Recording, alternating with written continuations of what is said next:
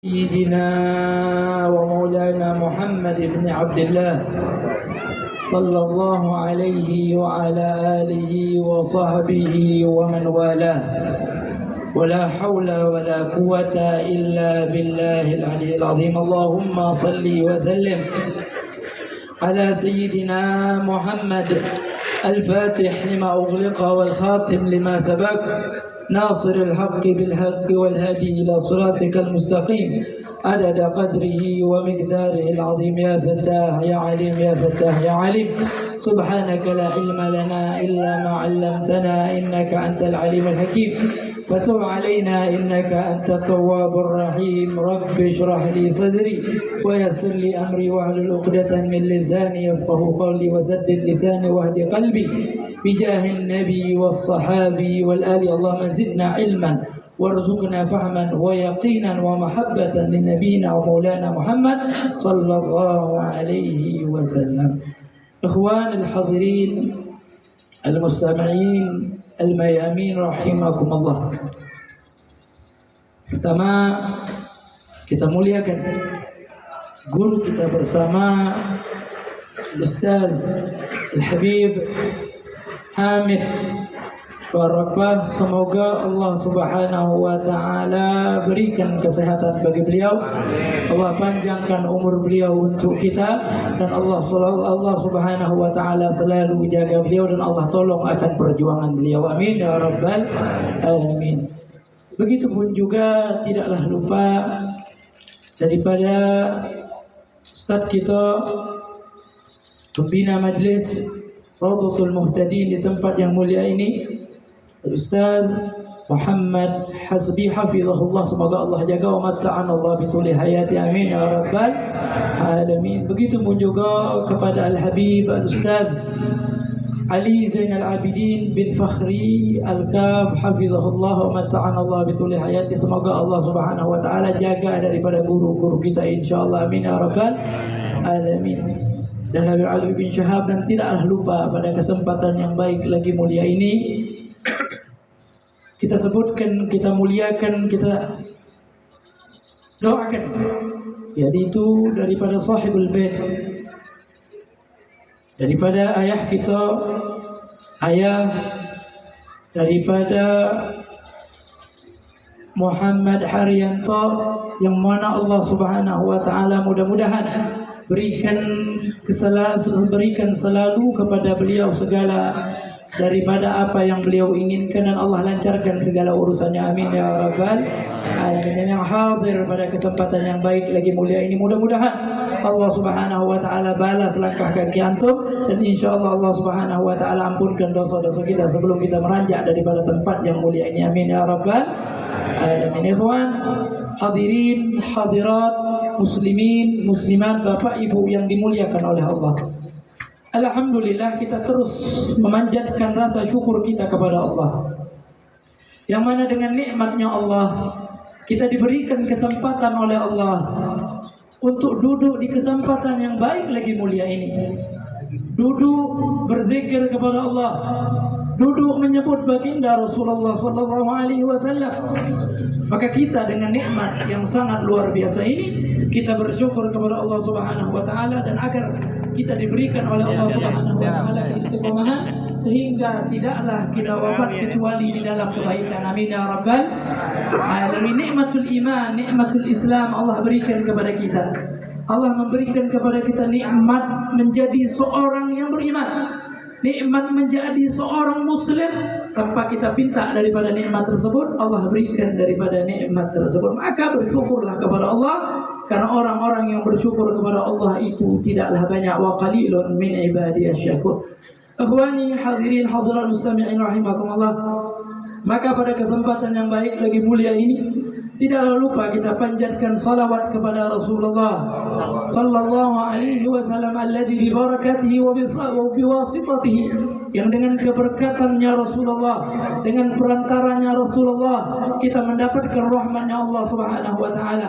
Maka kita pada kesempatan yang baik lagi mulia ini, mari memperbanyak daripada salawat kepada baginda Rasulullah sallallahu alaihi wasallam, agar kita termasuk orang-orang yang dekat dengan baginda Muhammad sallallahu sallallahu alaihi wasallam.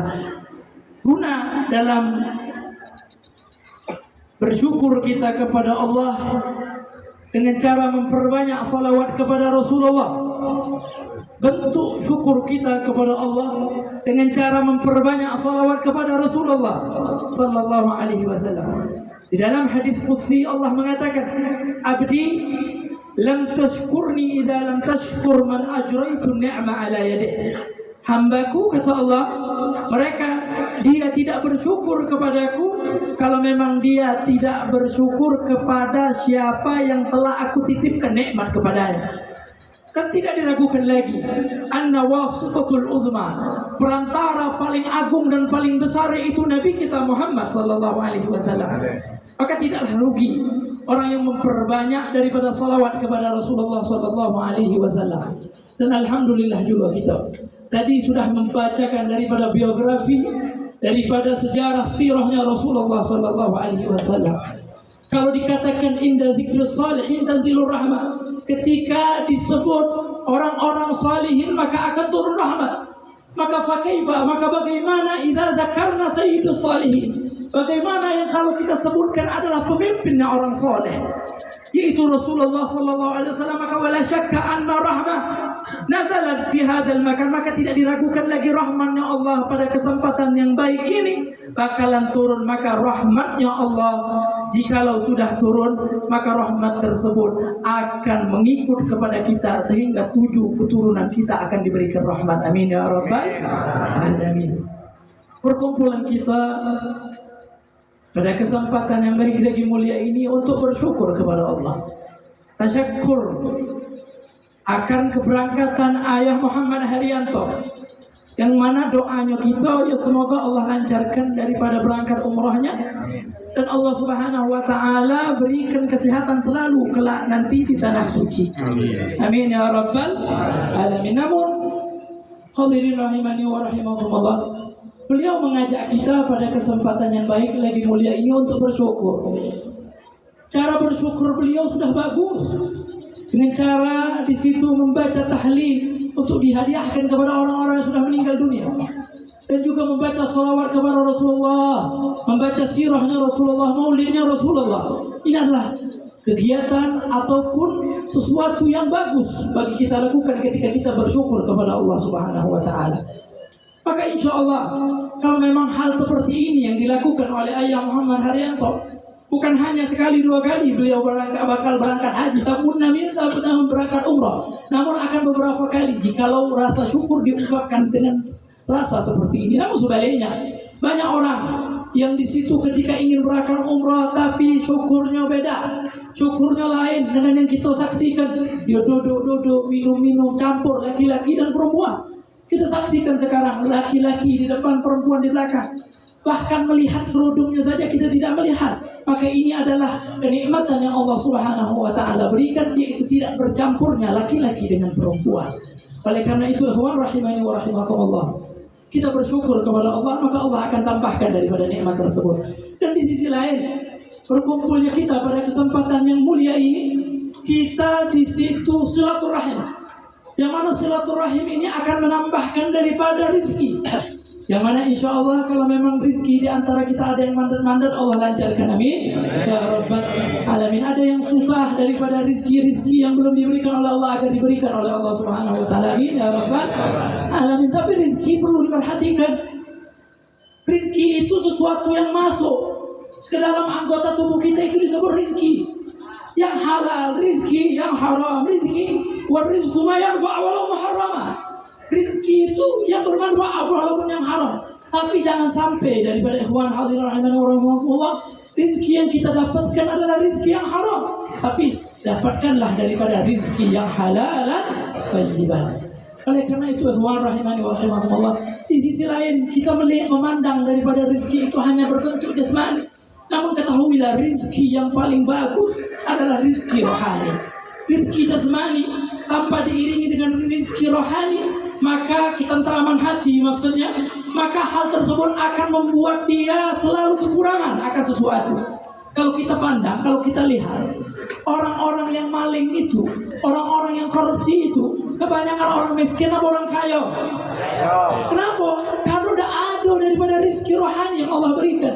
Maka kesempatan yang baik lagi mulia ini, duduknya kita silaturahim dengan ilmu, maka ini adalah kenikmatan yang sangat luar biasa. Habib Abdullah bin Husain bin Tahir mengatakan apa? Silaturahim bil ilm yanfa'ul arham fi yaumil qiyamah. Silaturahim dengan ilmu maka akan memberikan manfaat bagi kerahiman tersebut kelak di hari kiamat. Insyaallah kita mendapatkan daripada rahmat daripada hal-hal tersebut. Amin ya rabbal alamin. Ikhwan hadirin rahimani wa rahimakumullah. Di sisi lain, kita bersyukur dengan nikmat yang Allah berikan kepada Ayah Muhammad Haryanto. Ini adalah hakikat syukur. Kenapa kita bersenang dengan kepergian daripada Ayah Muhammad Haryanto? Padahal bukan kita yang pergi, tapi kita juga ikut bergembira. Karena Rasulullah katakan, min awthaq urat iman al-hub fillah wal bughd fillah. Termasuk daripada iman yang paling kuat yaitu cinta karena Allah dan benci karena Allah. Kita cinta dengan beliau Ayah Muhammad Haryanto, maka kita bergembira dengan nikmat tersebut.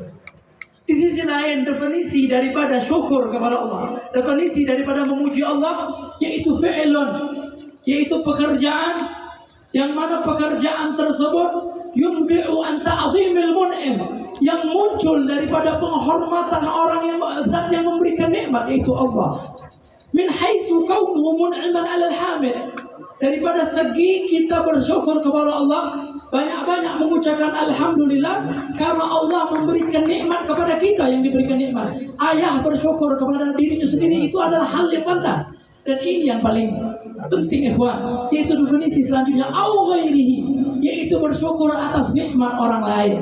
Jadi bagi orang yang memiliki sifat dengki, maka dia tidak mungkin senang melihat orang lain dalam keadaan berbahagia. Insya Allah kita termasuk orang yang bisa berbahagia dunia wal akhirat. Al-umrah ila al-umrah kafaratun lima bainahuma. Kembali ke tema umrah sedikit. Rasulullah mengatakan umrah dengan umrah yang kedua itu adalah kafarah, pelebur dosa. Di antara keduanya dosa akan diampunkan oleh Allah. Wal hajjul mabrur laisa lahul jaza illa jannah. Dan haji yang mabrur tidak ada balasan kecuali surga. Kalau haji mabrur, kalau umrah makbulah, as-salah makbulah, salat kita diterima. Apa tanda salat kita diterima? Apa tanda haji kita diterima? Apa tanda daripada umrah kita diterima? Habib Alwi bin Syahabuddin mengatakan, yaitu wujudul farq qabla safar wa ba'da safar, yaitu adanya pembeda sebelum dia berangkat sama setelah berangkat. Kalau sebelum berangkat dia tidak pernah sholat, habis berangkat dia rajin sholat, maka ini yang disebut dengan umrah yang makbulah, yang diterima oleh Allah. Kita harapkan nanti ayah ketika berangkat diberikan umrah yang makbulah. Amin ya rabbal alamin. Al-hujjat wal umrah wal ummar wafdullah. Rasulullah katakan orang-orang yang haji sama orang-orang yang umrah itu adalah tamunya Allah. Dalam artian tamunya Allah, mereka idza sa'alu utu, kalau dipinta, kalau mereka meminta bakal diberikan oleh Allah. Wa inda'u ujibu, kalau mereka berdoa kepada Allah akan dikabulkan oleh Allah Subhanahu wa taala. Wa idza anfaqu khulifa lahum, kalau orang yang lagi umrah sedekah pasti dibalas oleh Allah. Makanya kalau kita lihat yang pernah umrah, yang pernah berangkat ibadah umrah, mereka itu nyiapkan duit untuk sedekah. Kenapa? Janji Rasulullah, wa idza anfaqu khulifa lahum, kalau mereka sedekah pasti digantikan oleh Allah Subhanahu wa taala. Yang pengen umrah lakukan daripada beberapa perkara. Yang pertama musyawarah, yang pertama istisyarah, minta pendapat apakah baik umrah di bulan ini ataukah di bulan depan. Ini merujuk ke dalam hadisnya Nabi Muhammad SAW, yang mana Rasulullah katakan ad-dinun nasihat, agama adalah nasihat. Maka para sahabat daripada Aus bin Tamim Ad-Dari mengatakan, "Qulna liman ya Rasulullah?" Bagi siapa nasihat tersebut? Maka dijawab, "Lillah wa li kitabihi wa li rasulihi wa li ammatil muslimin wa ammatihim," yaitu bagi seluruh umat muslimin. Musyawarah apakah baik ataupun tidak. Yang kedua, ketika orang pengen melakukan sesuatu, terlebih khusus pengen melakukan umrah atau haji, yaitu al-istikharah, yaitu minta pilihan sama Allah, baik apa tidak. Jangan sekendak gitu, oh ini baik bagi aku, tapi belum tentu baik menurut Allah. Maka man istakhar, tak mungkin di situ sia-sia orang yang istikharah, wa mana di man istasya. Tak mungkin menyesal orang yang bermusyawarah. Dalam hadis Rasulullah menegaskan masalah orang yang beristikharah.